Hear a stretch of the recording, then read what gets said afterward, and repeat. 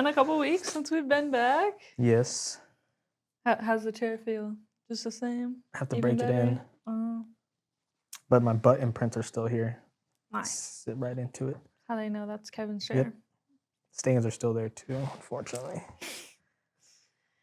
Been doing anything in the meantime? Working, Working chasing the away. bag, photo shoots, watching some movies, watching a lot of movies. Yeah. Anything stand out recently? Train Dreams. Have you heard of Train Train Dreams? I recently watched that. Beautiful movie. Tearjerker. And then I just recently started watching Beef season 2. I've been seeing the promos. Dude, I'm you gotta like, watch it. It's actually really good. It looks really good. I'm on episode 3. Oh. But it's really good. What about you? Had a little bachelorette weekend in Texas. Went to Austin for the first time. Drove around there. Ran into a Waymo for the first time as well. Nice. Have you ever met one? I haven't. I've seen videos of them though. I've only seen the ones that deliver the food. The tiny ones. Oh, the little robots? Yeah. Is that the one you saw? No, these are like Ubers with no drivers. I've seen multiple videos of people almost dying in those though. Yeah. I don't like it when people are mean to those little robots. Like they do this thing where they humanize them because they give them big giant doe eyes. Yeah. I think I actually just watched a movie where they gave the little robot a storyline. Yeah. Like and then that. you're like, oh. I'm trying to figure out how to open those up. Oh, the steal the Waymos. phone? Yeah. Or the food? Steal the food. Yeah, well, I was trying to drive around Austin because I'd never been there before. I go down this like street that I think is a street. It's not a street. It's a dead end. Well, guess who else did that? There was like 6 other Waymos that also thought this was a street, or maybe they just all wanted to turn around. I think they were following you. And then there was some people walking on the sidewalk, and they kept like walking off the sidewalk, and then the Waymo would stop, and then they'd walk back on the sidewalk, and then the Waymo would go, and then they just kept doing that. And like normally I'm like, haha, that's so funny. It's called bullying. Yeah. But then I was like behind them, and I was like, I would like to get out of this dead end. They probably thought you're a Waymo too. Probably, even though we made eye contact, and they were still messing with him. And I was like, eyes twitching. But today, we're kind of talking. Today is the day. Yeah. We're going to be talking about the Department of Education. And I feel like we kind of see the differences of like the schooling system in like generations. Like I feel like each generation is kind of separate. And obviously there's other factors, you know, like their parents and like just what's going on in the world. But today I feel like I don't know what's going on. When I was in school, back in my day, it also like K through 12 didn't really feel like school. It felt like mandatory, like memorize these things. Yeah. And then pass the test. And then you got to college, and they're like, great. So we want to know what your voice is. Could you like write a paper with your voice? And I was like, wait, what do you mean? I thought you just wanted these bullet points. If I hit on all of these things, then I get an A, right? And they're like, no. So, very different. Yeah, I mean, styles. We can talk about how it all started. The modern U.S. Department of Education was established by President Jimmy Carter back in 1979, but federal involvement in education goes back way, way further. Yeah, apparently the first federal education office was in 1867, post-Civil War. Mostly it was just to kind of get data on schools. They just kind of wanted to know like what's going on, like how many are there, how many kids are going. It's like class of like 30 people, you know. Yeah, that was like when everyone. It was just like everyone goes to school. That was back when they could hate you too. And I think we need to bring that back. I think my grandma, when she was a little girl, she did go to a schoolhouse where it was like all the grades. Like it was like 6 grades in one. Damn. And one teacher. Damn. Yeah. Upstate, like up New York, I think.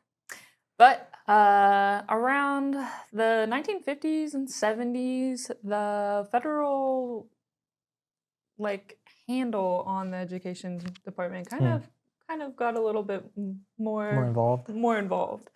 There's a lot of things going on at the time between that. We had the Cold War, we had the Civil Rights Movement, we had the War on Poverty.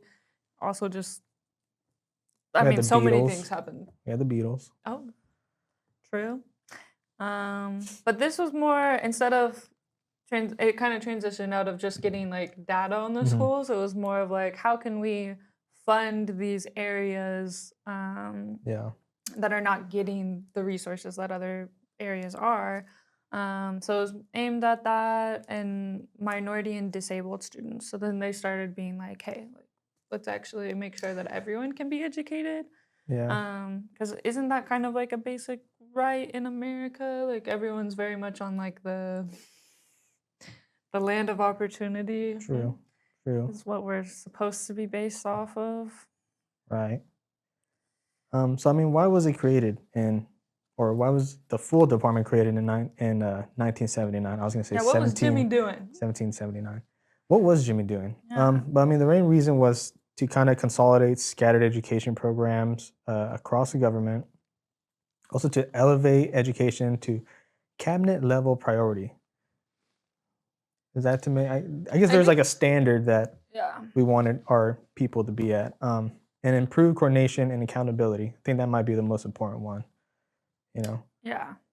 They didn't just create the education system, they kind of organized and scaled the federal involvement that already existed. So this has been kind of a big thing for American history since the beginning, is like the federal government reach in what states, like what can be federally controlled, mandated, funded, and then what should be left up to the states. And that's kind of a big conversation in today's world now.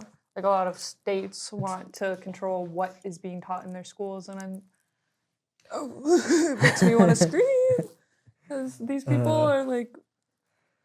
Anyways. Well, I mean, the goals of the department, we'll talk about the goals, is to ensure equal access to education.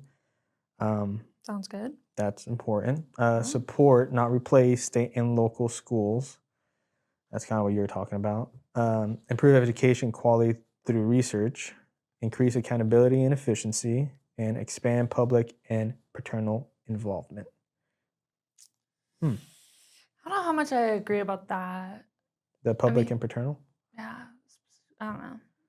I don't know.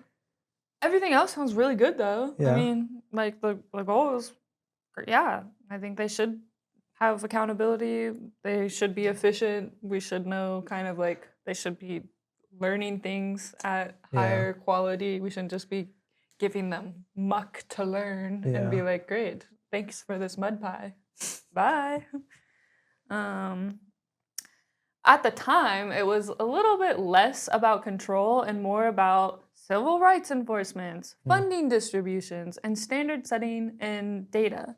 The funding distribution is also a major topic in this conversation because we'll kind of talk about like how schools get funding, but like it's basically on your like community base. Like so like if you're in a low community, the chances are that your school will have lower funding than the people that are hoity-toity with money. I mean, how do you change that though? I don't know. Texas has a weird little, they call it like Robin Hood or something, where they like... They have Robin Hood? He's in Texas? Yeah, I think they're a little bit different, and I don't know how well it actually works. I really just kind of briefly remember hearing about this. But they kind of like pool it all of the neighborhood's monies together, and then they like distribute it kind of equally. Now, obviously, people aren't happy about that. If there are schools that have like really rich donors or whatever, like they can get outside of that. But like the state funding is relatively dispersed a little. But again, I'm not I don't know. I just had a lot of friends that grew up in Texas, and they've kind of explained some stuff, but it's like secondhand.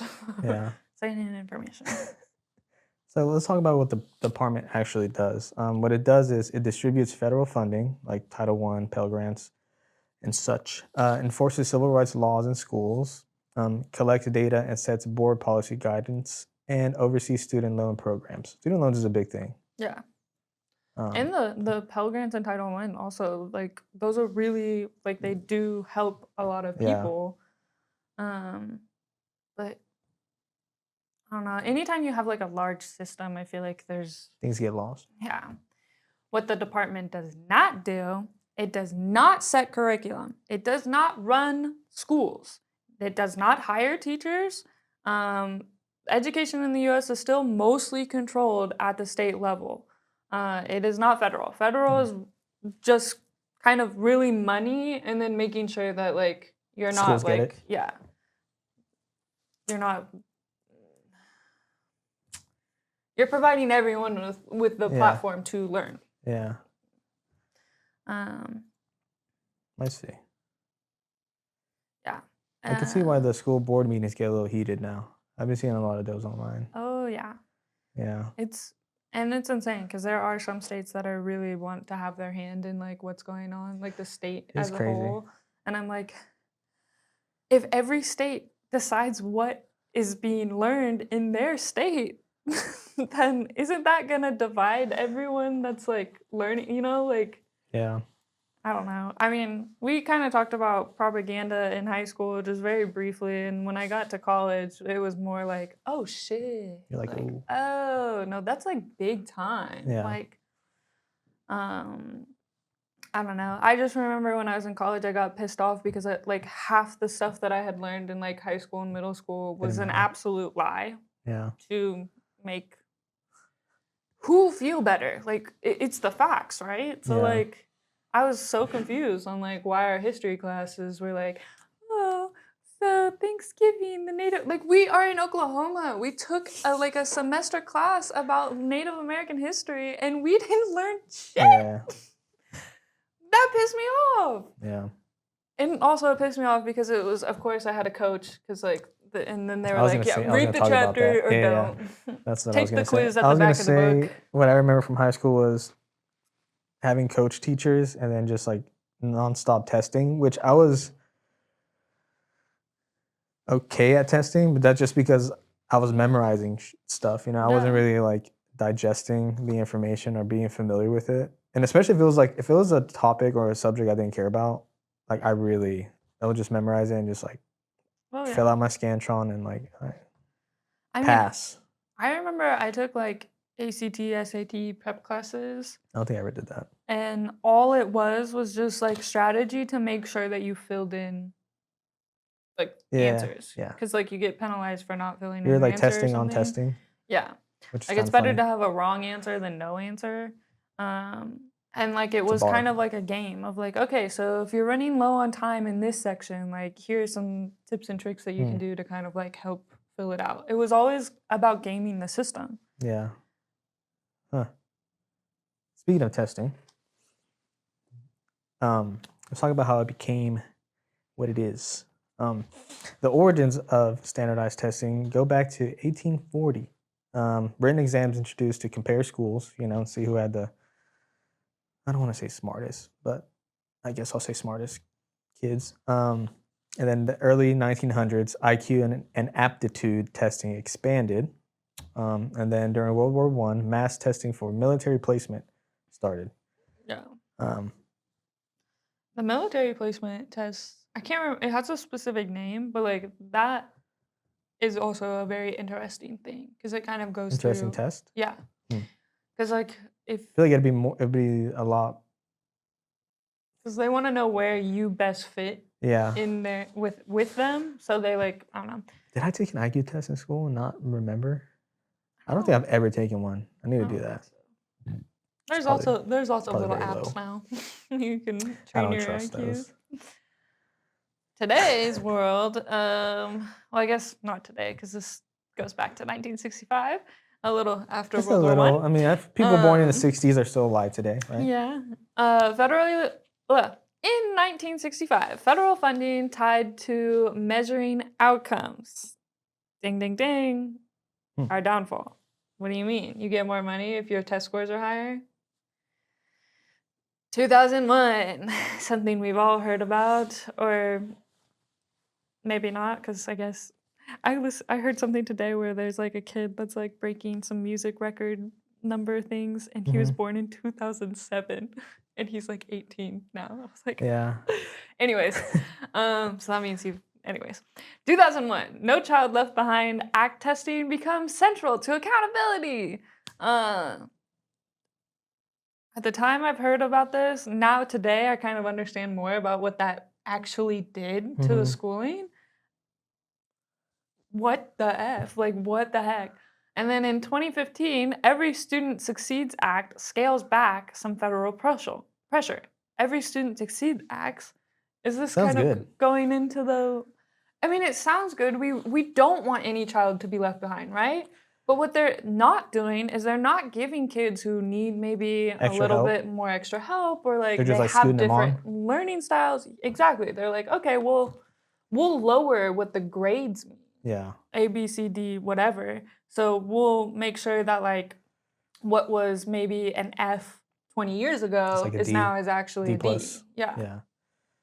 Which is just, how does that make sense? It doesn't like, benefit. It really doesn't benefit you're anybody. lowering the bar, and then you're really like not helping these kids like actually learn. And then that's how we get like, I mean, like I don't remember the exact statistic, but like the main like reading level for all of America's population. In the 3rd grade? Yeah, it's Or between 4th? like 3rd and Or like 5th? 8th grade. Like and that is a huge gap. What Well, do all you need to mean? know is how to read a Facebook post. Or Okay, stop sorry, signs, that was I kind of guess. stereotypical. Yeah. I apologize for that. But Well, if they are pros to standardized testing, what could those be? Those could be creating measurable benchmarks, which, yes, is important, because how do you know you have a problem if you don't know you have a problem? Yeah, we want a timeline, you know, of seeing progression to work towards. Allows comparison across schools and states. That's helpful in some cases. Identifies achievement gaps, okay, and then helps guide funding and policy decisions. See, I don't like that. I don't think I like that. Does that mean that the schools that have lower test scores, are they getting more funding, or is it this school gets a lot more test scores, so like we're gonna give them more money? They could get more funding, but as we're talking, once they get this funding, who's it up to that is true. distribute? Yeah. I would say the standardized testing, like the cons, is that it encourages the teaching to the test. No one is actually learning anymore. Everyone is learning how to take a test. Yeah. It narrows curriculum. There's less creativity, less critical thinking. Oh my gosh, I see it on the internet all the time. It disadvantages low-income students, non-native English speakers, and it puts so much stress on students, but also the teachers. I have a teacher, a friend. I want to say she teaches middle school, but yeah, I think she's middle school, which is also like, whew, Brave soul. Brave soul. But like that was, she had an amazing teacher in her life that impacted her around that same time. So she kind of was doing like life's work, but also she's like, those kids. Dude, Like, I have a coworker. His name's Marco. He speaks English like pretty fluently now, but he was telling me a story when he came to America. Like he didn't speak English, and he had one teacher that he says now he's thankful for, but at the moment, like he was like he basically embarrassed him in front of the class because he couldn't speak English, and he made him like read, and he was like that moment. From that moment, like I was like, okay, like I need to learn English, and then he did. Like, you know, if that teacher was just like, all right, he doesn't speak English, like I'll put him in the back of the classroom, and he can just I'll pass him, and like he wouldn't be speaking English now. So very wholesome, and also we'll just keep it at wholesome. Yeah. But yeah, so we're talking about, the federal giving us funding, and then how schools use the funding. How are they funded? So they're mostly funded, like you said, local funding. So like property taxes, um, state funding, income and sales taxes redistributed, and then federal funding, targeted programs. But that's the smallest percentage. Yeah. So a lot of it comes from the state. Yeah. But it's also up to the state to actually like keep with that. Like they Yeah. might say that they only, they redistribute or whatever. And I know that there's been some stuff about Oklahoma, but I can't listen to what. Crazy. Sometimes I can't. Sometimes I'm like I have to know what's going on. No, yeah. But like sometimes I'm just like I literally like our last governor or whatever. I don't even know who's the governor right now. Stitt. Isn't there like Governor Stitt. Oh. Anyways, isn't he the one that had a whole bunch of teacher protests and walkouts at the Capitol, like think that was because of somebody what he was else. doing?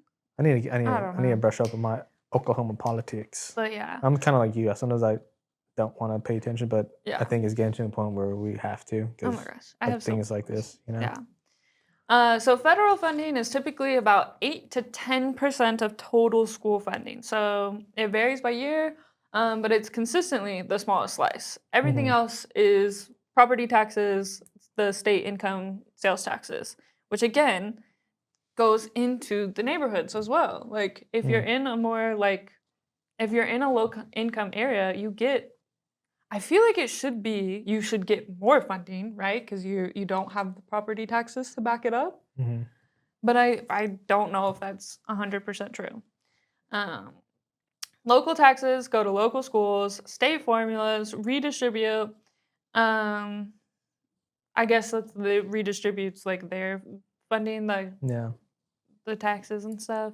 And the federal funds target support programs, which is interesting. Targeted support programs.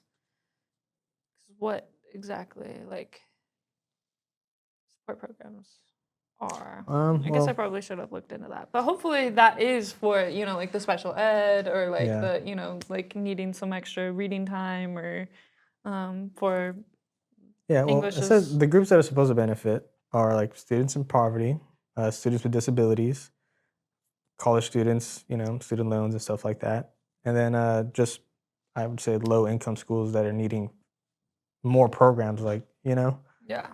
um, But the groups that are often penalized are students in low property tax areas because they get less local funding, schools in underfunded districts, and teachers in high testing environment, which is interesting. Teachers in high testing environments, and then students who don't perform well on standardized tests, which is kind of like, are we measuring learning or are we manufacturing outcomes? Because like, not to be too like in it, but it does kind of feel like they're like, okay, here's be cog in machine, be cog Yeah. in machine. Don't think about anything else. Go be worker. Don't ask questions. Go work. You learned how to take a test. Learn how to do job. Yeah. It's like that Pink Floyd song. What is it again? Don't be in, or is he's another brick in a wall. Yeah. The Wall. The album's called The Wall. Yeah. Fuck. I was like, I could picture the album, but I couldn't picture. I could not tell you. So what's going on today, man? Whole lot of baloney. Bologna. So on March 20, 2025, they signed an executive order to prepare for the closure of the education department and return authority to the states. That involves staff cutting, a lot of staff cuts. The administration cut the department's workforce by roughly 50% and terminated various diversity, equity, and inclusion programs. I remember that was happening. Everybody was not just in that, but I think like there's a big thing about like Target doing that, and I don't know who else. Yeah. No, that was at like the beginning of like the Trump presidency, I think. Honestly, like, so it's Doge funny that and you stuff. said that because like, yeah, the administration started doing that, and they're like, yeah, we want to cut that shit out, and then Yeah. companies were like, oh, okay, cool, he's doing that, so we don't have to do that anymore. Yeah. And I'm like, isn't the whole like didn't that get started for a very specific reason? Like, and I don't Yeah. know. I don't know. The last thing was the function transfers. Critical programs like student loans and Pell Grants are proposed to move to the Treasury, while special education moves to Health and Human Services. Yeah. Hmm. Glad you remembered that. I almost That did. was good. Yeah. So, what does that mean legally? Legally, the federal courts have blocked parts of the dismantling, specifically the mass layoffs, ruling that the administration cannot cripple an agency's ability to perform its legal duties, which is very interesting. But hey, no matter what the administration is executive ordering or whatever, Yeah. only Congress has the constitutional power to fully abolish the department. The executive order can only strip its functions and reorganize its internal structure. So the administration is like, okay, so if we can't actually like cut the cut, let's just gut. It's like Jenga. Like what they're doing is they're playing Jenga and they're like just pulling things out so that eventually it's gonna fall. Even if it's not abolished, like it's also not functioning. So like it's almost the same. Like if it's not functioning properly, it's almost like it Yeah. doesn't work. And honestly, I think this kind of goes into it. Like, do we not teach the branches of government anymore? Does that not even matter? Like, I don't know what they're teaching nowadays. because I don't know. And like, I keep seeing these like videos of parents being like, my kid came home from school, and apparently there's a new way to teach math. Like, I heard about that. what? Don't talk to me about math. Oh my though. gosh. How does that even make sense? Like, isn't there like a baseline, especially for math? Like, that's I think math. there is. There's the language of numbers, which I will tell you, I took a calculus class my senior year of high school because I knew that if I needed to take a math class in college and I had a year off, because I didn't have to take a math class my senior year of high school, I was gonna forget all of math. So I made myself take calculus. I made it out okay. But we had a day where we were kind of like up on our lessons. So we watched like a documentary of like the history of numbers, which sounds so boring, right? Sounds so boring. And I thought, okay, great, nap time, right? No, that was so interesting because I'm like, yeah, how did the first person was like, this is one means this, and because math started so like BC, like so long ago, and it is still today something that we like use and still like function Still and trying like to understand more of yeah, too. It's crazy. that's insane and like so interesting. And then like, okay, fine, we'll kind of table history because countries are gonna do what they want to do of how they depict their story, whatever. That's another conversation for another day. But okay, well, what about like reading and like writing? Like, there's no. I think those are probably the most important, reading and writing. Yeah. And That's how now, you like digest information and how you kind of well, yeah, I think formulate your thoughts and critical thinking. it's a big developmental stage, right, in your life of like, okay, a book I read in middle school or whatever, like you might not ever think about it again, but you might like down the road be like, oh, I remember this one part, or like I learned a lesson from this that I didn't think I would learn at the time. But then it's always in your back brain.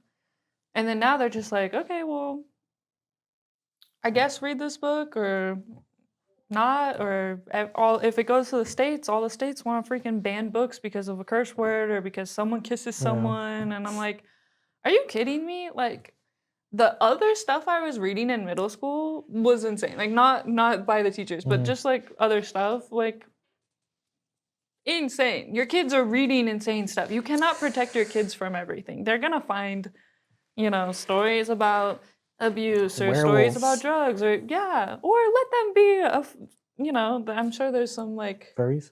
Well, I was gonna say, what are those like graphic novels that people read a lot? Comics? No, like Magma? The anime? Yeah. I feel like there's another word for them, but I don't know. But they're like really big books. No, okay, you don't know. I don't know. I guess I had some Nordier friends. I never tried it because I thought that was like I couldn't keep up with it, and now I'm like, I bet that was really cool. Manga? Manga? Are you talking about like I the don't know. anime books? Yeah. Something I like don't that. know. One of those. I'm sure that there's some weird and wild stuff in there. So Yeah. you don't need to ban Catcher in the Rye or whatever. Or what was it that they're To Kill a Mockingbird? That's a classic. That's dude. a classic. Everyone should read that. There's like so many of these like banned books, and I actually just saw Yeah. a lady. She's I like, saw they were banning Maya Angelou's one of her books. I was like, what? she's like, you Come need on now. to look at not necessarily like what it is that they want to like. You should be looking at what they want to censor. Yeah. Like when they want to ban something, what does that actually mean? Not necessarily because they're gonna say some high horse of like, Yeah. oh, they said the Lord's name in vain, and children should. Hey, what happened to separation of church and state?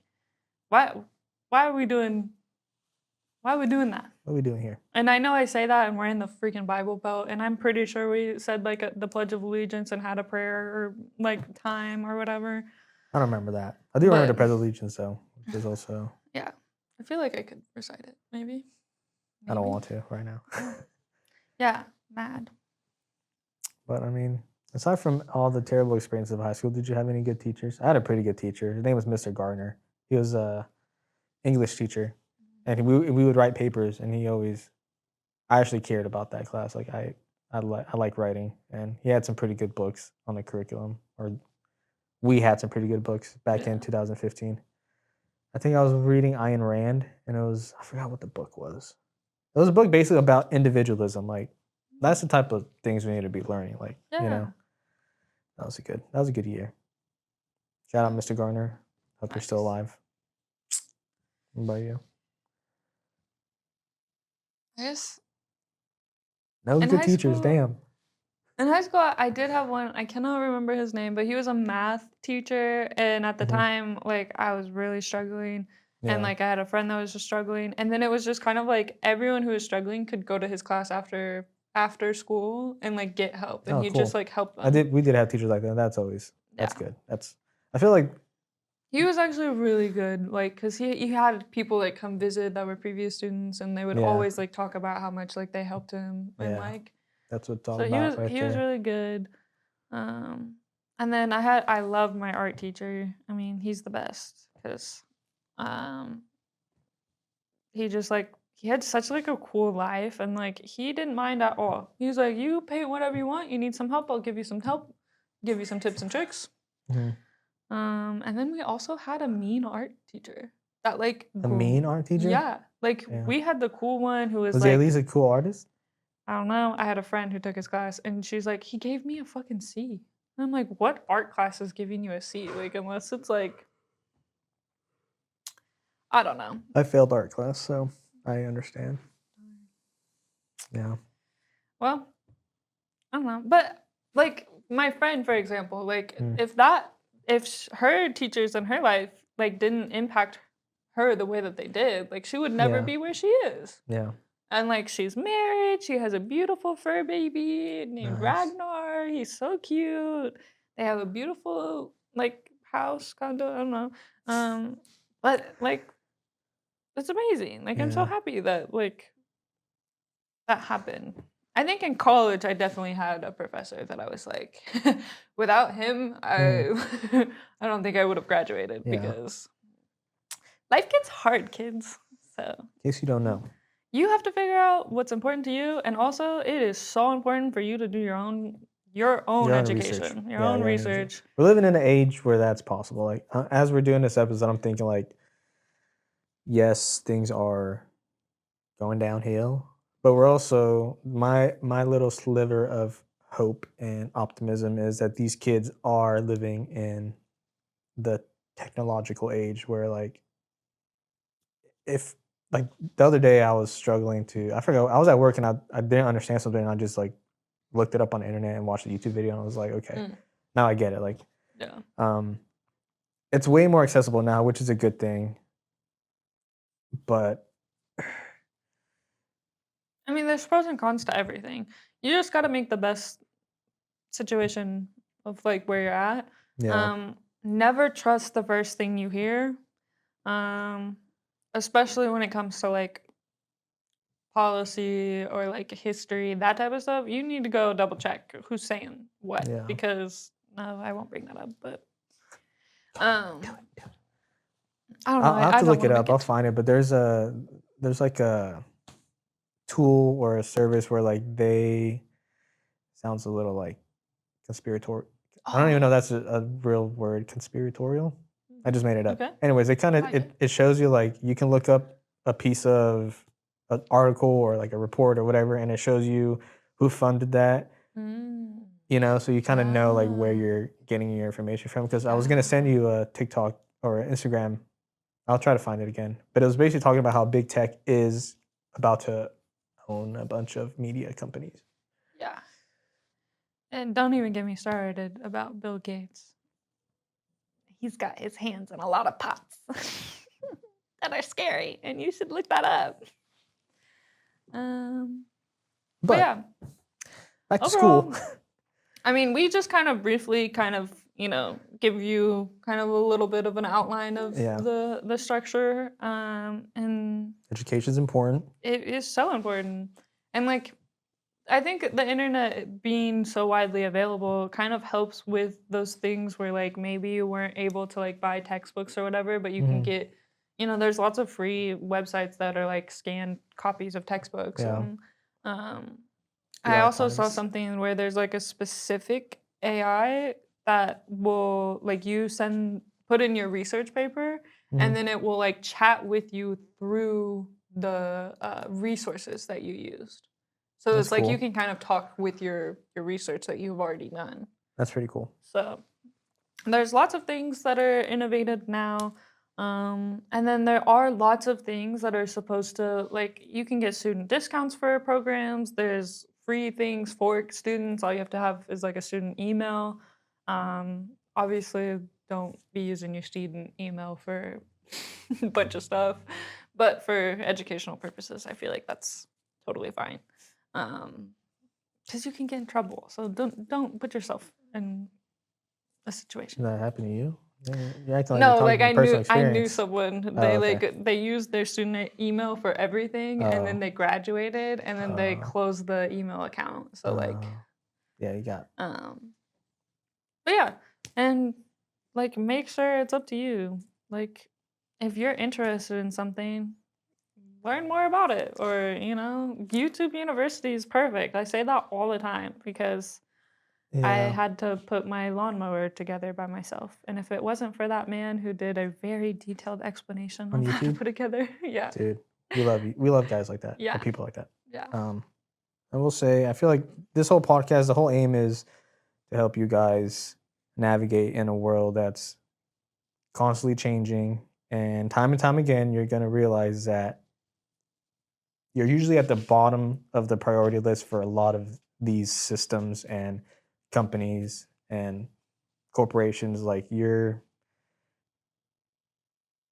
not their top priority. So it's up to You. you to kind of take things into your own hands and try to have the best life as possible when things are stacked against you. Yeah. And that's where education, I mean, this whole podcast is basically educational. Like that's the whole point of this is Yeah. to educate or help educate you guys or put you on a path to look more into this stuff. Yeah, so education is number one. Education. And unfortunately, it's not number one in our country, but it's okay because Yeah. we got this. Hoorah! Bye.